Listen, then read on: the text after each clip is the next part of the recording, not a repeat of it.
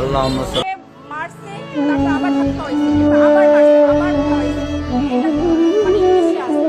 মানুষ এরকম মাইরে ফেলায় না, সে একটা ভিডিও হইতে পারে। তার এরকমের জীবন তো মানে কতটুকু অশ্রু গড়ালে হৃদয় জলে সিক্ত, কত প্রদীপ শিখা জ্বালালে জীবন আলোয় উদ্দীপ্ত, কত ব্যথা বুকে চাপালে তাকে বলি আমি ধৈর্য। নির্মমতা কত দূর হলে জাতি হবে নির্লজ্জ।